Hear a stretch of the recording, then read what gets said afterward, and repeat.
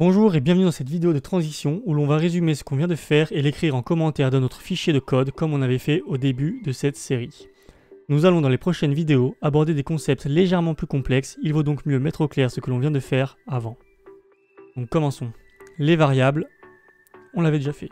Les commentaires, on l'avait déjà fait. Pour écrire dans la console, on avait dit qu'il fallait commencer par inclure IOStream en début de fichier et également écrire à la suite using namespace std. Alors on reviendra là-dessus plus tard. On va ensuite, pour écrire dans la console, écrire cout qui veut dire écrire dans la console. Ensuite texte à écrire et finir par endline.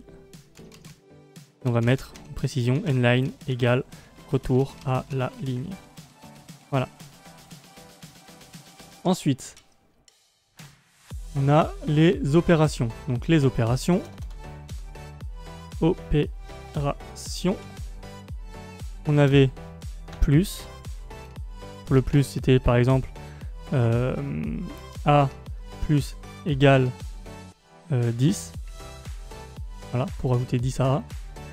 On avait le moins. Donc par exemple, A moins égale 5. On avait le fois. Donc par exemple,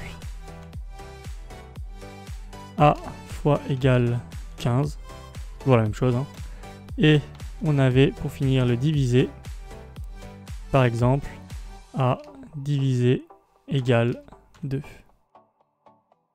Donc voilà. Donc ça, on va mettre une fois, on va pas le mettre à chaque fois. A égale A plus 10. Alors on va le mettre deux fois, comme ça ce sera bien compréhensible. A égale A moins 5. Ok. On avait ensuite les opérateurs de comparaison. Donc on va mettre opérateur de comparaison. Avec inférieur. Par exemple, inférieur 1, inférieur 10. On avait supérieur. Avec, par exemple, 10 supérieur 1. On avait égal égal. Avec, par exemple, 10 égal 10. Et on avait le différent. Par exemple, 1 différent de 2. Ok. On avait ensuite les conditions. Donc, les conditions, on avait le if. Donc par exemple, if, condition à remplir. Et on va mettre code à exécuter. Else, if, deuxième condition à remplir si le if n'est pas rempli. Et là, code à exécuter. Et else.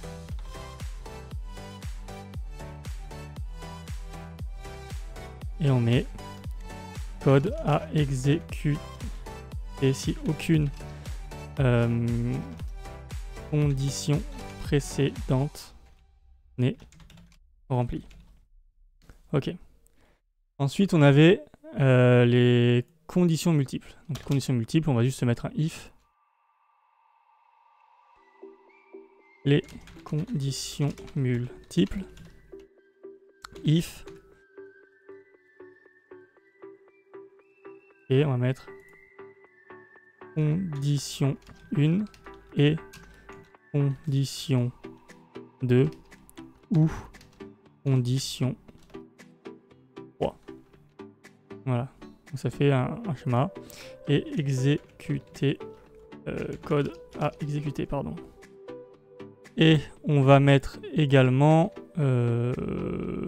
la boucle while. Donc la boucle while va être rapide. While condition à remplir. Fini de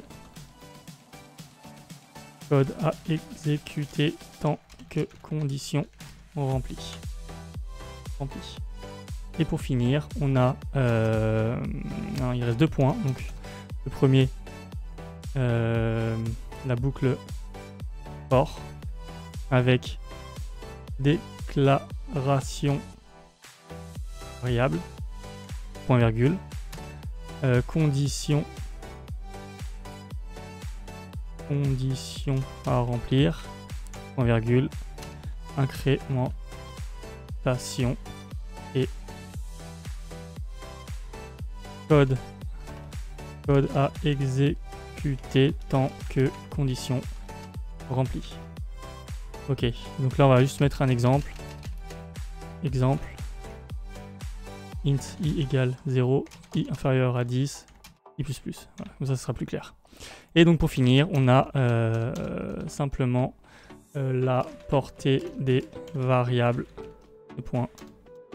Une variable n'est accessible que dans les accolades. On va mettre ça comme ça.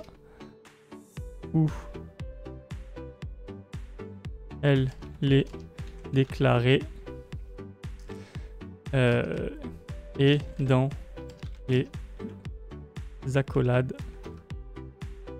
à l'intérieur. Ok, donc voilà, on a résumé tout ce qu'on a fait. Donc par la suite, quand vous coderez, si vous avez un trou de mémoire, vous avez juste à revenir en dessous et vous pourrez retrouver. Et voilà. Au bout d'un moment, ça rentrera tout seul et vous n'aurez plus du tout besoin de tout ça. Donc voilà pour cette vidéo. J'espère que ça vous aidera et on se retrouve très vite pour des vidéos plus avancées.